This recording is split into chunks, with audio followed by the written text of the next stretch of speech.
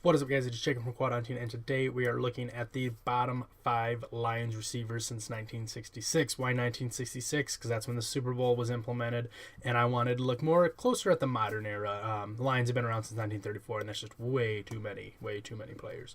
That's 85 years versus the 51 I'm going with right now. I think I've pulled that number out of nowhere. It's probably longer than that.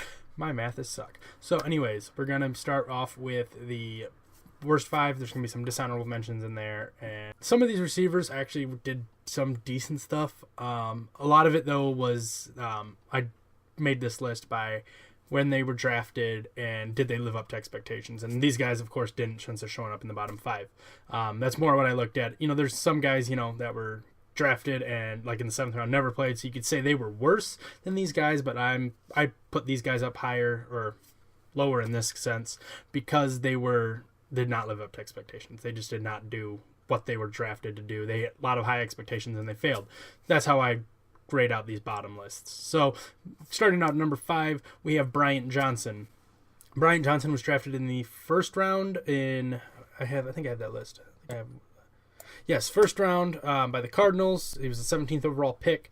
And, to say he kind of flamed out is an understatement. He was drafted the same year as Anquan Boldin, and Anquan Boldin, of course, is still in the NFL. Hasn't decided whether or not to come back to the Lions or not. But Anquan Boldin was also drafted to the Cardinals and clearly outperformed him. Boldin was drafted in the 2nd round, I believe, and just destroyed Bryant numbers-wise and leadership-wise and everything-wise. Bryant Johnson came then, signed with 1 year with the 49ers. Then he came to the Lions in 2009, just after 0-16, as the complement to Calvin Johnson, the first of many failed Mayhew experiments, and finding a number 2 for Calvin Johnson. A couple more on this list, forewarning.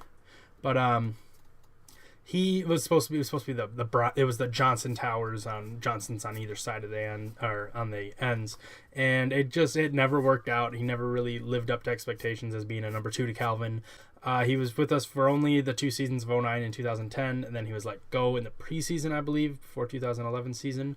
But 53 catches over that time, 627 yards, and 3 touchdowns. Those are very bad numbers if you're expected to be the number 2 to one of the greatest wide receivers of all time. So Bryant Johnson comes in at number 5. Number 4 is Mayhew's. I think you could consider this his 3rd attempt. Nate Burleson is not on this list. I considered him do okay at his job. Injuries kind of did hold him back, but I think he was a decent compliment to Calvin Johnson as a number 2. But this is a guy that was really drafted to be the number 2, and he was drafted in the 2nd round in 2011 with the 44th overall pick, and that is Titus Young.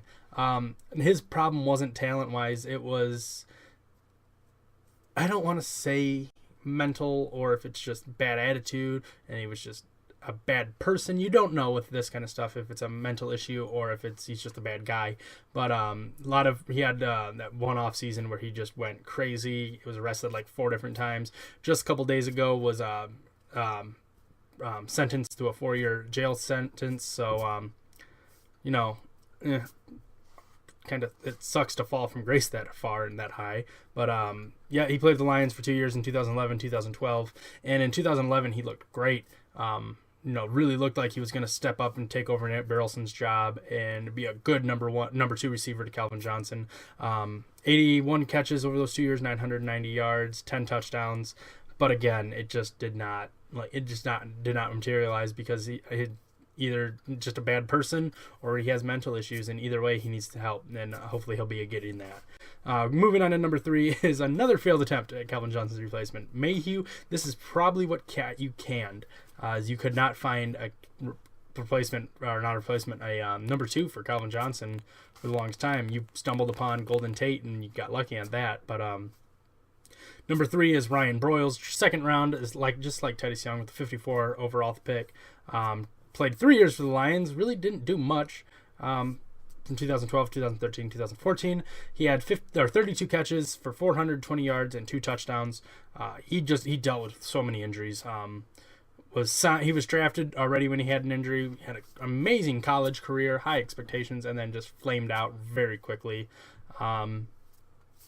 So he just never really was able to produce with all the injuries he had. And once he was healthy, he was always a healthy scratch. I don't know really what to say too much about him. It sucks. I mean, it always sucks when somebody doesn't produce what they should have. Moving on to number 2 is Charles Rogers. Now, I know some people are going to be like, well, why isn't he number 1? He was drafted higher than number 1. I'll explain that when I get to number 1. But Charles Rogers was drafted in the first round, second overall pick out of MSU. Was projected to be the next Randy Moss. So a lot of teams were high on him. And he was drafted in 2003. He played for the Lions in 2003, 4, and 5 for 3 seasons. 36 catches for 440 yards and 4 touchdowns. His numbers are better than, or touchdown-wise, are better than number 1. Yeah, but pretty much their numbers are really similar. And he had 4 touchdowns versus number 1 had 2. But Charles Rogers had way too many issues off the field. He had 3 failed substance abuse violations with the NFL. And then he broke his clavicles twice. He had a lot of injuries, issues with the pot. Then he got busted for DUI afterwards. Never got signed to another team after the Lions. Like I said, just like Titus Young, he hit hard when he hit rock bottom.